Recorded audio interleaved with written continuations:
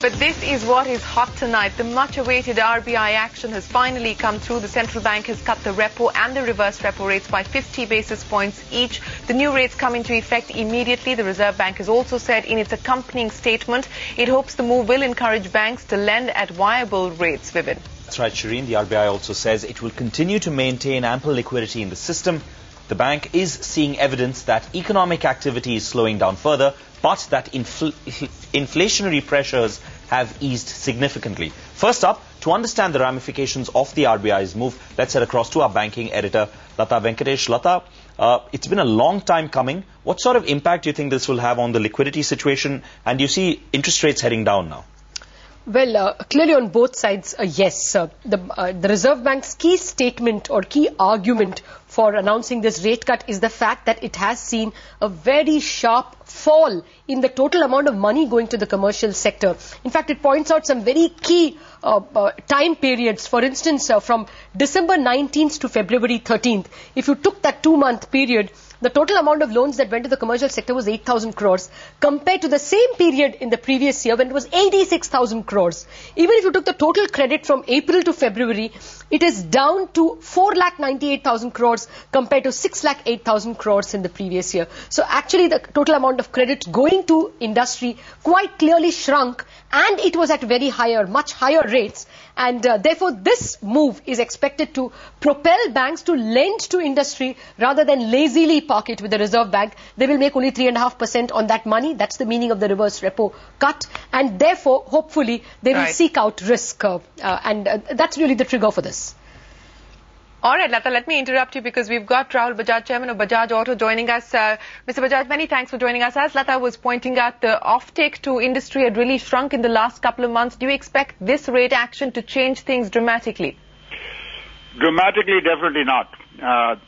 The rate reduction is very welcome. Obviously, in fact, only on the 25th of February in the Rajya Sabha, I asked for it, and the finance minister was sitting there. So that is very welcome, but the point is, it's not just the liquidity or interest rate which is preventing banks, even public sector banks, but especially the private sector banks and the NBFCs from lending to corporates and individuals. And I'm, at the moment, not concerned about the major companies. I mean, they need funds and it's between the banks and them. I'm concerned about the small scale, and I'm talking of vendors of, let's say, vehicle manufacturers and others, ancillaries, vendors, our dealers, and our customers of our two-wheelers and others. I'm giving mine only as an example. But none of them are getting any money. And this thing has started from September. 5 months have passed, and that's why we keep saying IIP is down and manufacturing is down, but the government should press at least the public sector banks. They were lending all these years, no? Mr. Bajaj, you have an NBFC in your fold, Bajaj Finance. Have they been able to source money slightly cheaper in 2009 compared to end 2008? Have they been able to lend more to customers? They are lending. I'm not looking after that company on a day-to-day basis. My elder son Rajiv looks after the financing for two-wheelers, and all other financing my younger son Sanjeev looks after. So I won't be able to give an accurate reply. But the fact remains that we don't have that reach. A small NBFC like Bajaj Auto Finance doesn't have the reach which the banks have. How many branches can I have? So I am lending, we are lending, and we are lending in such a way that we ourselves don't want the loans given to become NPAs. We want the money to come back. So I'm not asking banks to lend to people who will not return money to them. But money was being lent all these years, no, for the last 5, 10, 20 years. What's happened suddenly now?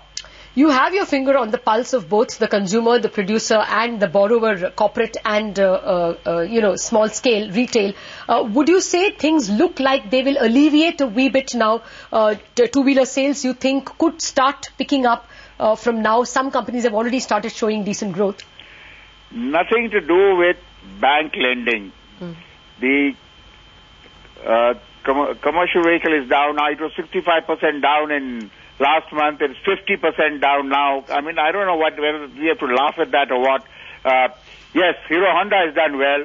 Bajaj Auto has not grown, but Hero Honda and TVS has grown in the month of February as compared to February of last year.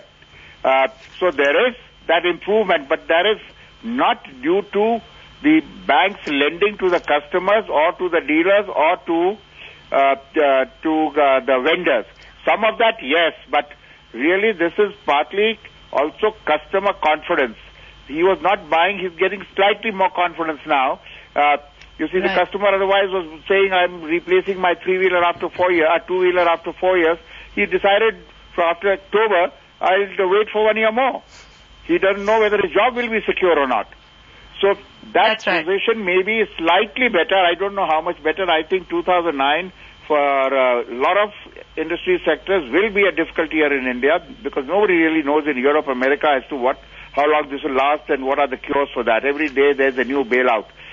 We have luckily some sectors which are doing well, like, telecom. We have 10 million new customers every month for handsets, which is very good, and some other sectors. But many other sectors, they must tighten their belt and pull up their bootstraps and get ready for a difficult time and hope that the government and the Reserve Bank keep doing the right things.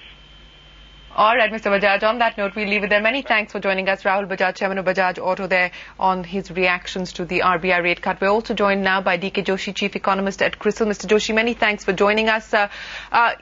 What more can we actually expect? Because we've heard industry bodies like the Confederation of Indian Industry saying that they were expecting a 75 basis point. IndusInd Bank saying they were expecting a 100 basis point cut. What more can we expect from here on? Do you think that there will be further rate action from the Reserve Bank in the interim? Well, I think there will be further rate action, but it would be in smaller steps. I mean, it won't be the aggression that we saw last year. I think we'll see 50 basis point rate cut again before April. That's my sense, because the global economy is slipping, as Mr. Bajaj was saying, and also its impact on the domestic economy is being felt more and more now. So what RBI said earlier in its policy review, that downside risk to the economy remains, and I think this is a clear manifestation of downside risk panning out. What the GDP numbers released a couple of days back showed. I mean, so the growth is the concern right now, and I think RBI has to keep acting. I think the other problem before RBI is that despite its signal, the general interest rates are not coming down, and I think that will remain a challenge going ahead, because I don't foresee lending rates coming down very quickly. I mean, it will take very sticky. Okay. Mr. Joshi, therefore, what would be your estimate of the GDP growth in the current quarter? Way better than the 5.3 posted in the third quarter. And do you think rates could get passed on, at least in the April quarter? What would be your estimate of GDP growth in the April-June quarter? Well, I think I'm expecting GDP to stay below 6%. I think if it's 5.3 or 5.4, it doesn't really matter. I mean, it's going to be quite weak, and going ahead, it's going to weaken even further. So that's as far as the growth is concerned. For 2009-10, we are expecting close to 6% growth. Pardon, I think you had asked the other question. I missed that. No, well, I just wanted to know whether you expect April-June quarter to be a little better, but you're saying that for FY10 itself, you're expecting only 6%. Yeah, 6%, and I think the rate, what we will see in the next 2 to 3 months is that the banks will start passing on these rate cuts. That process is very sluggish, and I think it will take some time before the confidence is restored. Okay.